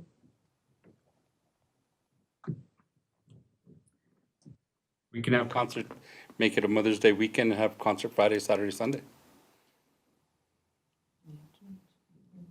I can get the food trucks, we can have a big event there. Now you're you're already getting Mother's Day concerts, but I'm saying, how do you capitalize on Friday and who's to do that? How do you capitalize on that Friday so that you make it a weekend? So that somebody from Colorado says, let's go down to Las Vegas and do X, Y, and Z, and we got a free concert. What's our hopes that the people in the community would come up with events as well, and it wouldn't always only be on the city, that other groups and organizations would plan events. When we've reached out to the community members, to groups and organizations, they all say yes, yes, yes, yes, and then no one plans anything. So, When we started this conversation, I just brought up the fact that we had funded an event for Cinco de Mayo. And there's no coordination going on. Here's a free Friday music going on with what they're doing with Cinco de Mayo, and there's no coordination. So who's gonna reach out? but okay, so if we do that, and that's coming from the city, so how does that impact on the anti-donation clause? Doesn't impact anti-donation. They're just coordinating. But if they're tying their event to our event, and we're paying for the advertising of said event, that doesn't, They've got their advertising for their event, they're just tying into it. You can find all the ways it's not to do it, or you can find ways to do it. no, I'm just asking, because I don't know the answer. That's why I'm asking. I mean, just for instance, just this morning, I was looking on Viva Las Vegas on their internet site or whatever it is, and there were 2 or 3 things that are upcoming that all seemed like that would be cool because it's all within a weekend, So invite people from out of town to come for the whole weekend. Chuck, I think the ask is just that even existing events, there's opportunity there to kind of tie things together. I'll reach out. Your event coordinator, so this is a portion of coordinating of, hey, our events we already have, can this tie into Fridays al Frescos or so on, or any other event? And just like we're trying to use our broad marketing to advertise it all, there's probably ways that we can cohesively advertise these things. I actually just assumed with Cinco de Mayo they'll be tied with Alfresco, and I just did, Right, went but if over they my have- head now. But if they have an agenda or they have a schedule, Yeah. go ahead. I guess the question is, for me at least, is that, does your office have a website where it says, where you can start something on the website where it says, spend the weekend in Vegas, and say, on this weekend, all of these things are happening in Las Vegas? Yes, Amanda and I are working on that right now. Yeah, so that way, that's how it would tie in to, hey, let's spend the weekend because all these things are happening on that weekend. We're working on the calendar, the master calendar. We were just waiting for things to be solidified. So Amanda can, yeah, please come up. Y'all know Amanda. Amanda is our public information officer for the city. Hello. Hello, So I welcome. don't think we've quite had an introduction yet, but I'm here. Okay, so how we're working. Okay. Salas. Nice to meet you guys. So we're definitely working on all of this. I started with the city last year in January, and we went through the whole water crisis. Public information can be kind of rough, trying to get through the process, figuring out what our focuses are. So, I've been here for the whole year. So I got to hit all of the different events, all the different things that we're doing, so I can kind of get a vibe of where we're at with things. So I've been working really closely with Chuck, with the Community Development Department, to create a better marketing process, even public information in itself. So one thing we are working with, we have to work cohesively with our management, making sure that we have all of our dates hammered out for the rest of the year. So we can put out a year to the calendar. So everybody knows exactly that, right? We have Mother's Day event. This is going to be on May 10th. Let's do something May 9th. Let's do something May 8th. So those are the processes with that.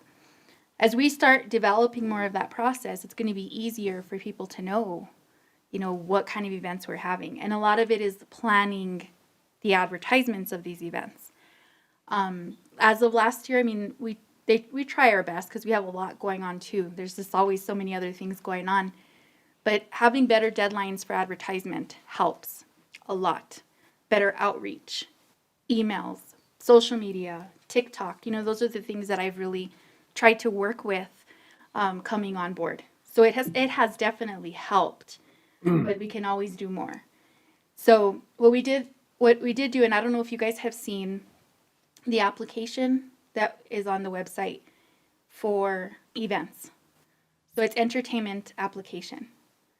We're doing everything digital this year, and it provides us all of the information of the band. So the band has to put their name, their phone number, all of their stuff. And I can go get my computer if you guys want to see what it looks like. This is going to help us with the data. A lot of the same stuff that you guys are asking for. It creates its own charts, so it tells us, what's the average amount that bands are asking for per hour, that kind of stuff. And I can show it to you guys maybe All the the next time. analytics are in Yeah. that program. And what's the name of the website? It's our government page. City of Las Yeah. Vegas. Yeah, so I take care of the government page. I have everything linked on the government page to the Viva, or the other one, the Visit Las Vegas. That is being taken care of separately from what I'm doing. So that's a little bit of a challenge, but I try to bring in what they have and keep up to date with what they're doing. So it links to both. So no matter what, they can go to that. So on our front page, I have a section specifically like, come visit us, drink, eat, visit, sleep, that kind of stuff. So we have links to that same website for Airbnbs, plus the different hotels that we have. But that other website has to be continuously updated as well. I just don't have that ability to take care of that. But that's something that we work together to make sure that happens. So you take care of specific sections of the I city? take care of the government's one, government. yes, Las Vegas and M.gov. So Okay, so everything in yeah. there? The website itself, when I came on, was pretty much obsolete. I mean, we didn't have anybody that did web page design for several years. So it's still about 75% done. I still haven't been able to get through a lot of the rest. Okay, But I just those lost are goals. power to my laptop, but. Did you? The. I can bring my clicked onto laptop. Do you want me to bring it? The government section, so anyways, but since we don't have access and nobody's working on the Visit Las Vegas NM as far as the tourism portion of it, we're trying to put all these in the columns for the city website, the city government website. So the same one where you're Visit trying to Las do. Vegas, they have their updates, but that doesn't change as much as, I guess it's just a pretty much like a standard, how would you explain it? So what do we like- mean by they? Who's they? So I believe our marketing team, Sunny 505. Sunny 505, is the one that takes care of that. So they can only add on what they receive. So, If they don't It- receive the information, they can't put. right, so they can't put anything up. But sometimes they create things, Do you have their contact information? I do. But Okay, you might want to. the challenging list part, of and those are events. gonna be something that we need to discuss more at a management level, with our city manager and how we're gonna proceed with some of that stuff. What's hard with Sunny 505 is they do their own thing, and they'll post stuff separately from what we do. So I don't have that direct connect with them either. But that's gonna be something that we have to work on, to have that. Is there, I mean, it was going in, because we're still on Chuck's thing, but maybe it'll be a new into business, but at some point, we're gonna have to put these things on the agenda, Mr. Chair, of what, I mean, you're seeing it right in front of you, is what does 505 do? Are they doing anything? Who's holding them accountable? I work closely with Sunny 505 on But events. we're having city staff shoehorn things into our government website that should be on our tourism website. There's a lot of things here, and we're continuing to approve and give advisement to council to keep approving this, to keep going forward with this, to keep continuing on without getting a meeting from 505. Because I mean, whatever we tell them is what they'll do, but they don't do anything proactively, but that's part of the contract.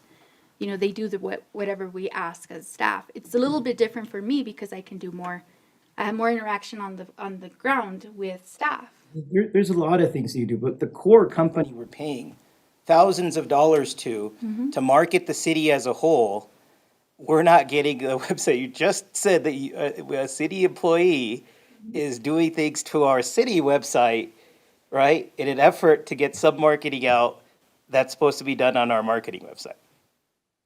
That's correct? Yeah, basically. So if I click on events tabs or anything there on the Sunny 505, I guess, page, because I guess they took it over from wherever it was before, if I click on events, what do I see? I haven't checked their website, what they have on events. There's probably nothing right now. Do they reach out to you and ask you what events are going on? Yes, I work closely with Sunny Do 505. they put those events up? Okay, I don't have their website here from you. Did you see it on there where my battery died? Want me to bring my laptop? There's nothing, Let there's nothing me there. bring my There's a laptop. blood drive. There's nothing there, there's no events. The hotel section, they're not updated, I'm sorry, guys, there's old phone numbers, the Night's Inn's still there. That information hasn't been, at some point it was updated, so they must have grabbed this information from way back when. There's a But picture of a mariachi, half a mariachi, and a blood drive. So when we have actual, Broke it. I broke it. presentations on what 505 is doing, I understand that staff and you guys are speaking with 505, but it never gets connected with us. We just keep talking about it repeatedly, that we're doing these things, but we don't see what's happening. But And they should be, I know I kind of spoke quite a bit with Chuck about, but they should be talking with you about how do we coordinate these things. They should be saying, hey, this is happening, this is happening. that's who we How do hired put them that for. together? We That's what- hired them for this kind of stuff. That's what, so, there's some, they're the experts. That should be coming and saying, hey, this is the way we got all these Fridays going on, we got this going on, let's coordinate it. That's why we're paying them. I mean, you're right there, Mr. Buckner. Anyway, Parties al Fresco will happen, so the only thing is that there's a request for an increase in funding. Oh, bands. Who's selecting the bands? The committee, the event committee. You have an event committee? Yes, sir. Good. Who's on the committee? We have Alvin Giron, Dwight Torres, Teresa Diaz, and April Matthias. And they will be coming back next week with a recommendation for a fifth. Are they looking for any other members? They will be coming back next Wednesday with the recommendation. So they're recommending the bands to you? Yes, And takes the pressure off of you? yes, Good. yes. That's progress. Thank you. There isn't anything, I'm glad that of somebody's doing something, but it still doesn't address the sheer problem that we have here. Okay, we had a tourism website that is by the wayside because no communication is happening. I don't know if this is deliverable with 505 or not, because again, we get no information on what 505 does. We're just assured that they're doing something and we have a good relationship, is what we've heard countless things. So it's something on you, but again, this is our city website, typically what we do, and so maybe if we wanted to go there to put for bands in, other things, but typically people go to this website to figure out, hey, what am my utilities, what do I do with my business license, what do I need to figure out? I mean, those things, city, that has a spot in it, not necessarily tourism.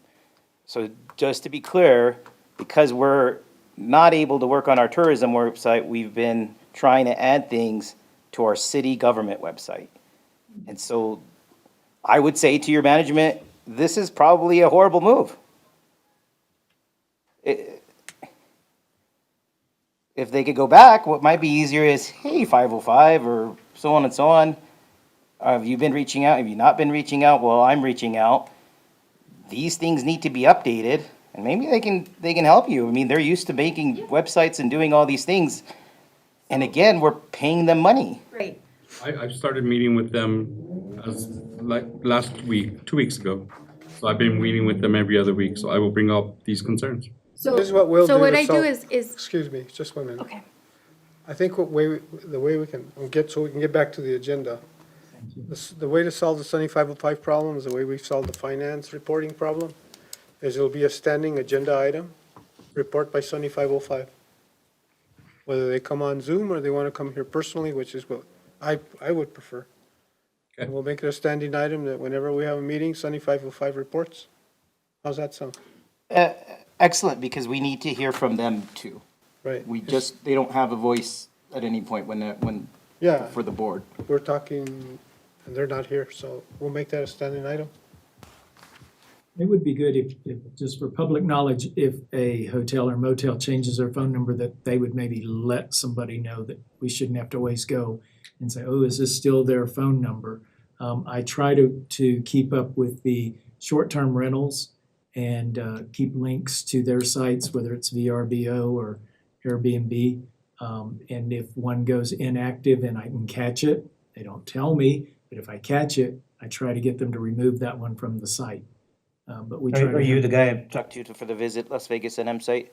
No, but I work with the short-term rental people. Okay. And so I try to make sure that every one of our permitted short-term rentals are on that site, because all that comes through me. So I want to make sure that I'm taking care of our people who are following the rules, who are collecting the lodger's tax, but are paying their short-term rental permit in addition. So Can you change the nights into Travel Lodge? I can Get that up there. I can get that done. So, but Nights Inn is, No longer there. well, Travel. kinda, sorta. So was it, Econo Lodge used to be, Nope. which one? So Nights Inn is the one where he's putting in the manufactured home. No. That's Night's Rest. That's Night's Rest. Thank you. Got it. Okay, so Nights Inn is now what? Has been, yeah, Travel Lodge. Travel Lodge, okay. So, let you continue. Hopefully when you reach Deb to make the change, we can find the information on, hey, what's going on with events and so on. Maybe that's something we can follow up on. And like I say, events, We're just have to feed them the information, I'm Yeah. sure. When we have a meeting with them for it, so here's how it goes. So on the website itself, my computer's down. Hopefully there's an area there where it's inaccurate, you follow that link and you're able to communicate with them directly to update your listing or however, or an actual thing right there, an application process within it. A lot of city or tourism websites do, where you could update the information. So that way you're not micromanaging anything. Either people can go in, update their thing, kind of like a Google listing. Hey, I noticed my Google listing is wrong. I'm gonna go fix it. So same thing for the website. When we have that meeting with them, if they're in control, if that's not there, those are the type of discussions we could have on what we want. It doesn't sound like there's been any discussions as far as this website. I don't even know if there's deliverables or part of their contract. All we've discovered today is there's no updates being made, so we don't know who's looking after the website. I'll let you continue, although it's, Well, I think we're still on which one? We are on My Fridays Friday al fresco. Fridays al fresco, it's tied into that. Okay, thank you.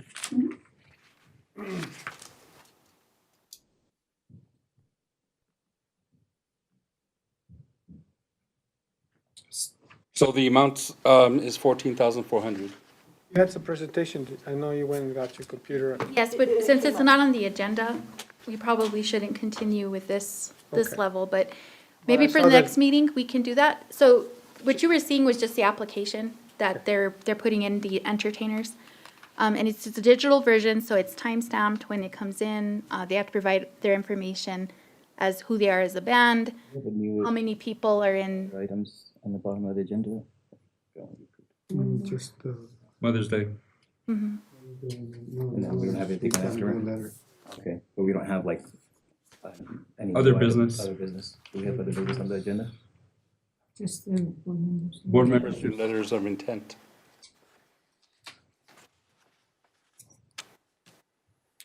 Okay, thank you. On the website that just came up, is there a place that you go to for events going on? You said city?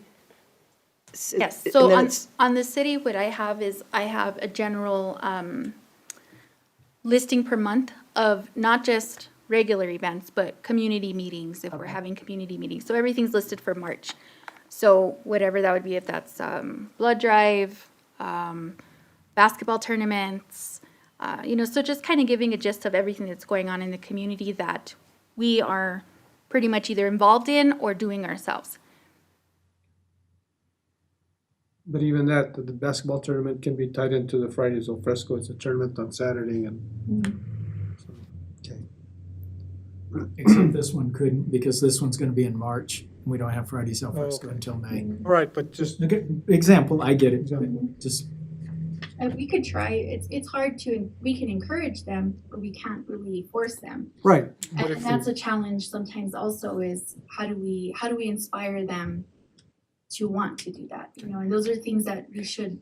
You can try, so you're at least organizing a calendar Right. so that you yourself can see, and then maybe if it's not your decision, you could point that up to people above you and say, you know what, this would probably be a good idea for a weekend. That's what Lodgers Tax was talking about. And so if it's all on a calendar, people can see that's easier to figure out and coordinate more events, right? So hopefully by next week, we'd like to have our calendar for the whole year.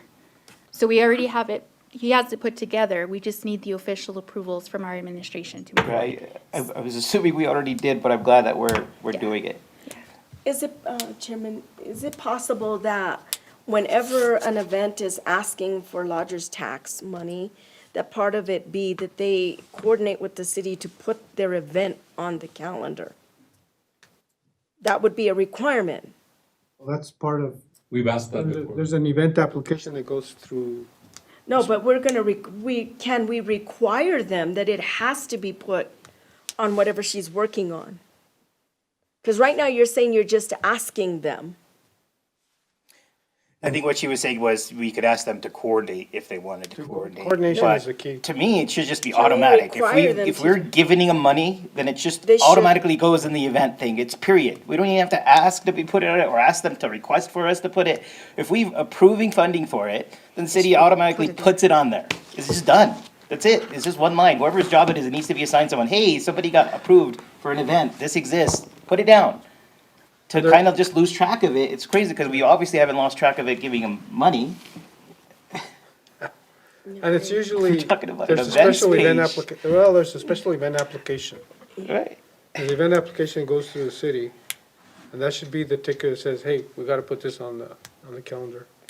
And that, well, on the permit itself, we started last year. See, my position's relatively new. So adding me onto the permit was the step that we took further on down the year. So I'll be on the permits moving forward. So I'll know once I get them, then I know. I put them on my stuff, right? So whether it's the website, we do a PSA, let them know about road closures, you know, so it's hard. That's why we have the deadlines, the timelines, so that way it's easier for us to do better marketing and public information.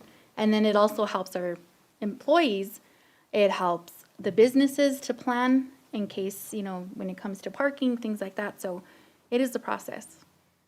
To tie into what Chairman Elmer was asking about tying things into the weekend, is there a possibility that on the website itself, because when I'm looking for an event, I'm only gonna look for that event. I'm not gonna look for what's happening the day after or the weekend, that weekend. Is there a possibility that you can have weekend in Vegas and what's going on that whole weekend? So if I'm coming for a basketball tournament and then the next day there's gonna be a big festival, I shouldn't have to look for the next day. It should just say, this is what's happening that weekend. Say, oh, I'll stay another night. I guess that Does that make sense? depends on. It's absolutely makes Yeah. sense. So you have other cities, so even it even applies to like social media and so on. So when you have other cities and when the other cities, just imagine if Santa Fe or Taos didn't have a list of events for their year. But no, they have a clear list of events. So now you even have social media guys that gives you exactly what you want for Albuquerque. You could see it clearly. They're like, hey, this is what's happening in Albuquerque. So not only did you not have to go to the website, you're already scrolling on YouTube, and this guy is telling you what we're doing in Albuquerque this weekend. Those are the kind of things that we could venture to if we get to step one of the list of our events. So I know that the Optic is trying to do that. When They can, and they so put all the stuff through the week, You like could what's probably going get on. some help if the idea is shoehorning it into here. There's a myriad of ways how you could get that across. And if you, need assistance, I'm open. You're not having to, well, there's a board guy sitting back there too, so hopefully you get help from them, but he could use, whatever he doesn't know, he could use AI and help you with a great way to add a calendar on there, and people can send you their events and their requests and so on. But the other thing is, how does everybody know about it? Where is that going to be presented that this is here, right? The promotion of the tool itself, of the website itself. The idea of our tourism page was those whole ideas, we would be driving people to there, pinpoint them there so that, hey, they could get this kind of information. So, just to move things along, so we've developed an anchor event. It's Fridays al Fresco, that's the item on the agenda. And the idea, and what the boards, I think, were saying is, we'd like to build on that. And we'd like to- It's we'd like just not paying bands every year and ta-da-la, you'd go forward, pay the bands, go forward, pay the bands. We've been doing this every year and we've not we'd done like- anything with it other than just hold the event and move on. So it's an anchor that can be utilized by working with organizations and community that are doing things, or something that we're already doing. And that's what we'd like to see. So the item on the agenda is Fridays al Fresco. There's an increase request to 14.5, you said? 14.4. 14.4?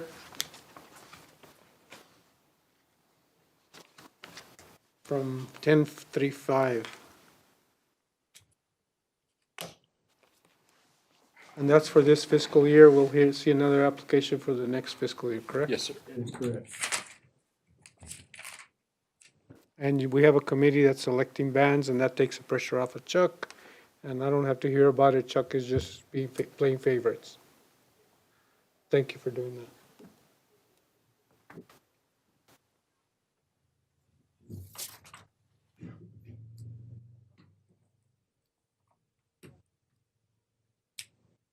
Do you hear a motion? Motion to fund? The ask price is 14,400. That's the total price. And you did list some of the advertising on your request. I'll second. A motion and a second. All in favor? Aye. All opposed? None. Did you vote? I didn't nay. Voice call. Voice vote. You can abstain. Ms. Janice Horton, Aye. Tina Clayton, Aye. Kutek Bakta, Abstain? Elmer Martinez. Yes. You have 3 yes, 1 abstain. So I don't think that passes, correct? Passes. Because we have a quorum on the board. Okay. Just to be clear, I had to make my point, so that's where that's I understand. Your next item, sir, is the Mother's Day application presented by Charles Griego from the city's events. So the Mother's Day concert is from 12 o'clock to 6 o'clock. It's, for the entertainment, it's 8,500.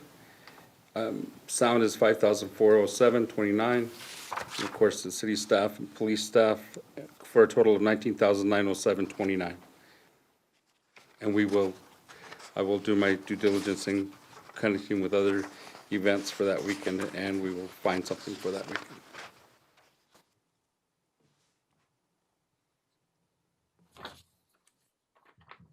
Questions? I think we went over a lot of this on the prior one, right? Yeah, I think so. So you have Fridays al fresco that Friday, so Saturday, I'll find something. Or I'll tie it in with somebody else. see something else happening. Yes, sir.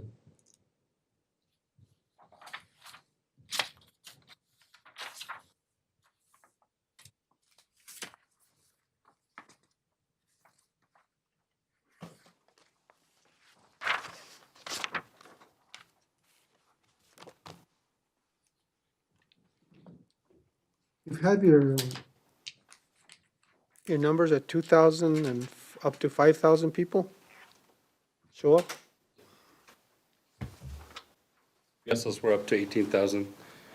Friday al fresco, we averaged between 200 to 700 as of last year.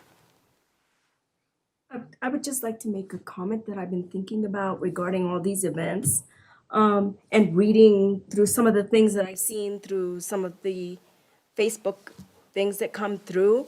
I do know that a lot of these events are only held at the Plaza Park, and therefore, this is my opinion, it seems that people think that and I'm not trying to be disrespectful to any business, but it seems that they seem to think that the Plaza Hotel is the only hotel we have in town.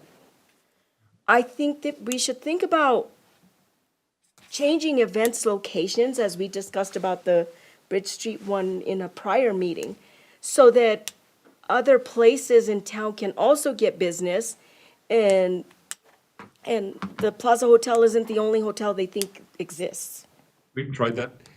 Keep in mind that on the Plaza Park, we have 110 and 220 outlets for the food vendors, for a lot of our vendors who require power.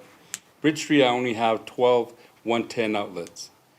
So the only other place I have is Railroad Avenue, which I've had events on Railroad, because I do have some locations where I can plug in vendors.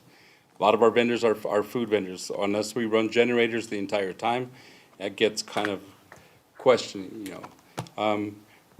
I've asked in the past to move the Fiestas. It's been there for 138 years. You will see me hanging from the gazebo if I do that. Mother's Day, Father's Day, it's just, they're big events. To have if I move them to Douglas, I'd have to close off 1, 2, 3, 4, 5, 6 intersections. It's really, it's hard. So I've asked. In the past, I'd seen events at Lincoln Park. Lincoln Park, the problem with Lincoln Park and Carnegie is I only have one outlet. So, And now that they upgraded Lincoln Avenue, were there any electrical upgrades? No. Nothing happened there, huh? Because I know that a number of years ago, the event planner had asked for electrical on Lincoln because it's a wide street and it's easy to block at the Grand very easy to Slam. block. The problem there also is it's a residential neighborhood, as is Carnegie. So if we Lincoln? have events at Carnegie, then we have the Catholic Church who has a big parking lot and they utilize it. So there's a lot of logistics that go into blocking these areas off that, Lincoln Avenue, It has some apartments above some of the buildings. so if you do some events there. No, I mean, he's just saying there's residential there, so. yeah.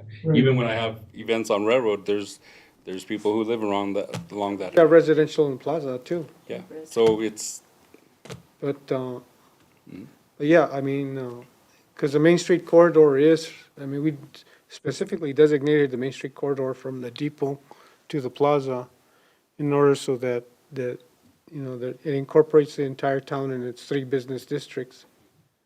And, I would love to move them. well, there's, But we also have the Safeway parking lot, that's city-owned.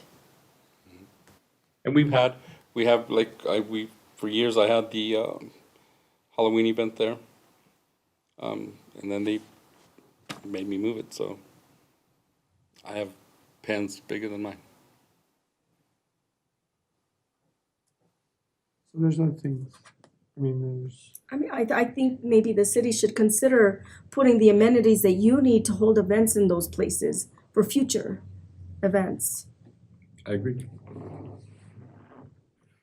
I'll take your recommendations. I see a lot of people fishing on the Riverwalk. Any plans for a fishing derby? That'd be cool. That would be cool. We are looking at different, that's one of the events that we're looking at. We're also looking at bringing back, like, I call them Pioneer Days instead of Rails and Trails. But we'd like to bring back that.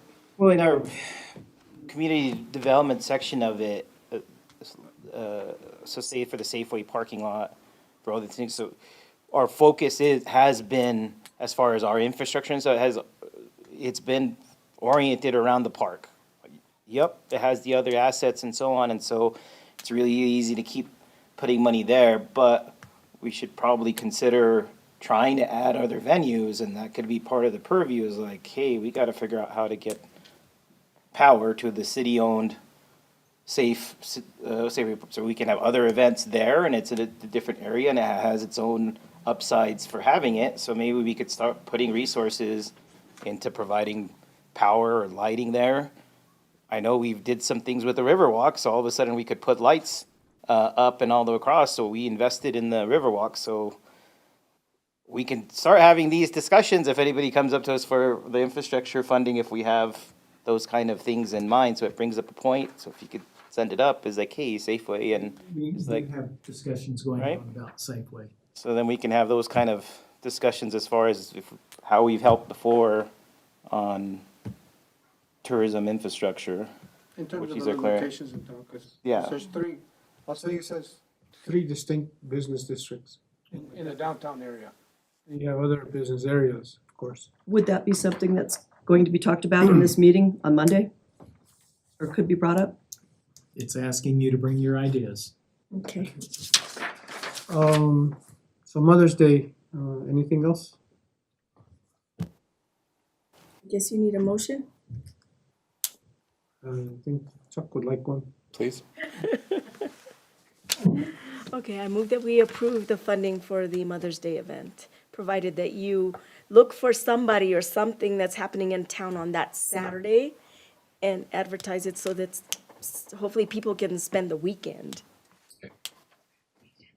So there's a motion, there's first, I'll second. there's a second. Roll call. Almer Martinez. Yes. Krutek Bakta. Abstain. Tina Clayton. Yes. Janet Horton? Yes. Thank you. Did you say it's graduation, sorry, on Saturday? Yeah, so that you have Highlands graduation on Saturday, as well as Luna Community College. So it would be very difficult to have some kind of large event with all of that going on. Most specifically, we always have to keep in mind our public safety. So you have, you know, everybody stretched thin that weekend in the first place.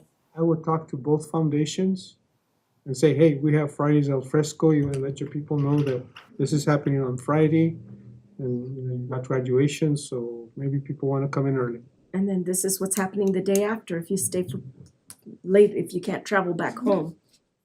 So, So- it's just reaching out to those two, and it's just a matter of reaching out and saying, this is happening, to remind them.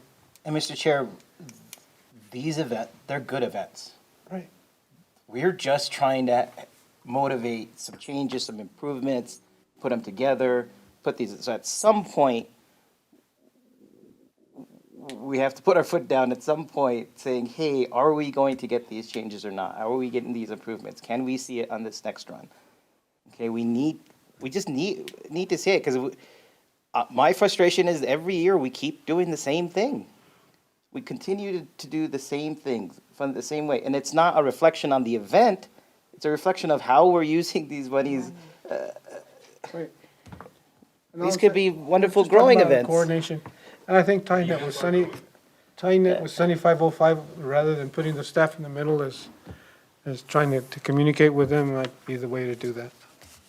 I will make sure they're here. Okay, We've got communication going now with Chuck and them, Yeah. so. And I just started with them, so I will Okay. make sure they're here.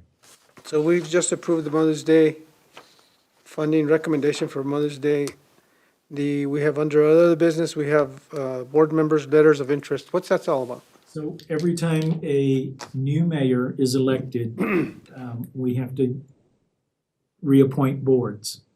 He was not elected, he was appointed because he had been the mayor pro tem.